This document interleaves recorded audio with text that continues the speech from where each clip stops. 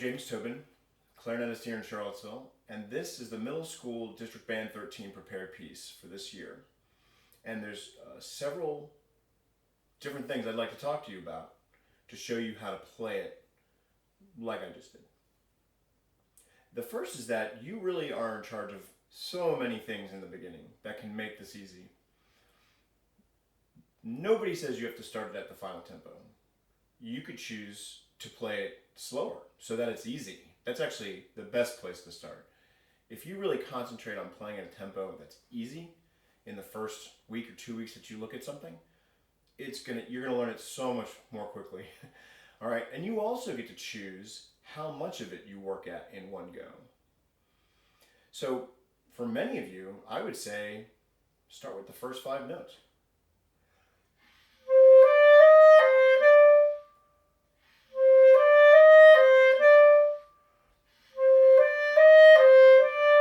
And then maybe the next 5 notes.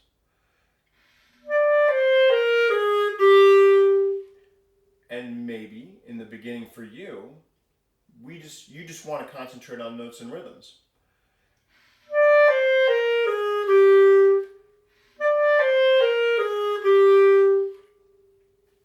You get to decide how fast it's going to go and how big the groups are that you concentrate on. And then, as it starts to develop and as you repeat things correctly, so I should back up for one step. If you're playing something and it's right, play it again. Better still, play it 3 times or 5 times, right? It will stick very quickly. And then, because you invested the energy to repeat it correctly in the beginning, it's going to come together a lot more quickly for you. Then the fun part is sewing it together in whatever way you want to.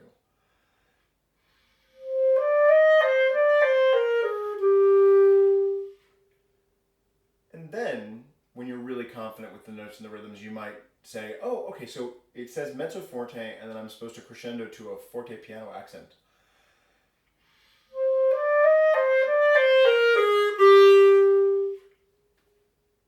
And you can break the piece into as many different sections as you want to make it easy for you to learn. Okay? So, start with a tempo that's easy, break it up into the pieces you want, and then sew it back together. And then obviously repeat things that are right so that they stick right. Okay? So there are then just a couple of other things about this piece. Largely, I think that the rhythms here are pretty straightforward. Okay? If you personally aren't super comfortable with upper register notes, or if you don't know the note names of all the upper register notes, start there. It's really important to know the note names. If you know the note name and the picture and the fingering, your fingers and your body are gonna play the right note more frequently. It's also really important to make sure that you cross, when we have to cross from the first register into the second register, that you cross on time.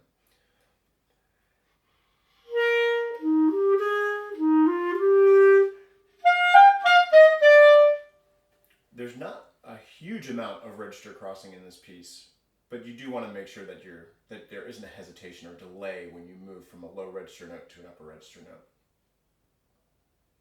Rhythmically, I think it's very important that you make sure that your dotted quarter notes are exactly 1.5 beats long.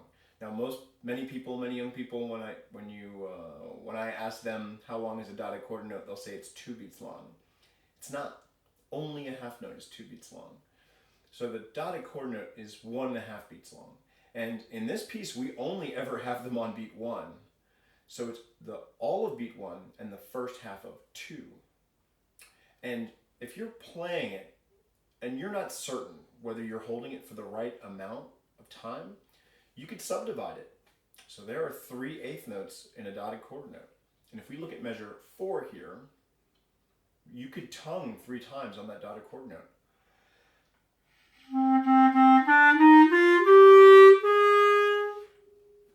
And if you do that enough times,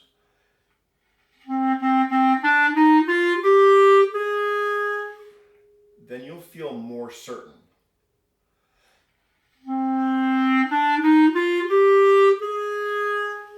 So tongue 3/8 notes on the dotted quarter. I just thought them in my head. Okay, so very important to make sure that your dotted quarter notes and your half notes and your quarter notes are the right length. I think the eighth notes usually take care of themselves. So a couple last details here for you. We have accents in this piece, and they're placed in very specific areas. And an accent is often thought of as something that has to do with tonguing, but it doesn't. An accent is a burst of wind that has a diminuendo. Okay? A burst of wind at the front that has a diminuendo. All right? And to achieve that, you have to provide a burst of wind, and that burst of wind has to start with your core muscles. Now, that might sound crazy, but it's not. Just cough. Cough 4 times. Every one of those coughs starts right here. Now at home, right now, I want you to try coughing the smallest possible cough and have nothing in your core muscles move. Give it a shot. It didn't work, did it? Even the smallest cough starts here in your middle. So a very useful thing to do if you want to learn how to engage your core muscles to provide this of air would be to start on a low note and play that note soft and provide some accents without tonguing and only with the core muscles moving. And that would sound like this.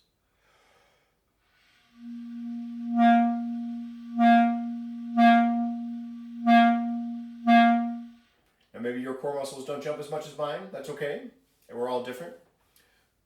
But I can't provide that burst of wind without these muscles flexing exactly like a cough, or for that matter, like a laugh. Okay? And so in some of the places in this piece, the accents are easy to deliver, like measure 9.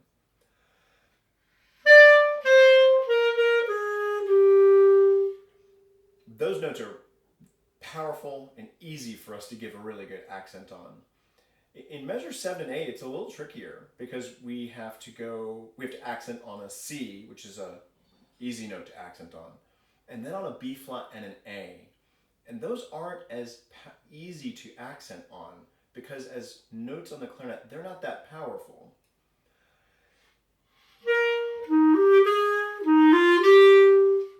So you have to be careful. You have to be careful to give a really good burst of wind from your core muscles and not overpower your clarinet. And if you overpower your clarinet, this is what you're going to get.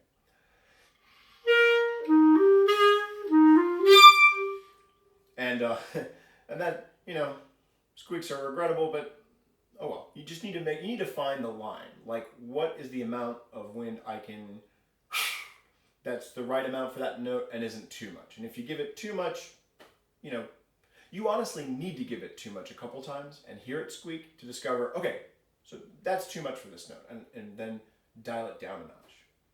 I think the trickiest musical moment in the piece is actually the first measure going into the second measure for that reason, because we want a crescendo purposefully down to this A that has a forte piano on it. So that's like an accent that's been very specifically designated. It's got to be forte at the front and immediately drop down to piano and then grow again. And if you were to do this without the clarinet, it would sound like this. And that's a pretty nimble use of wind.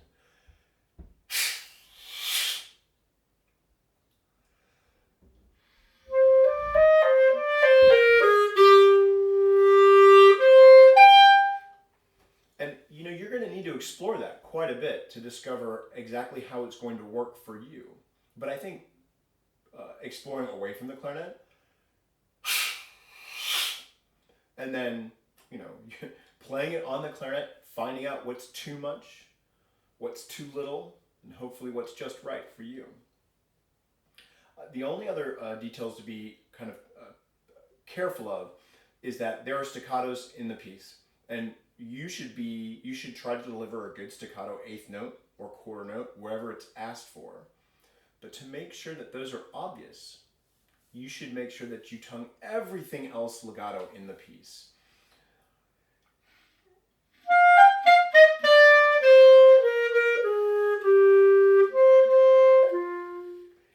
I start playing other notes staccato, then the notes that we've been asked to play staccato are no longer special.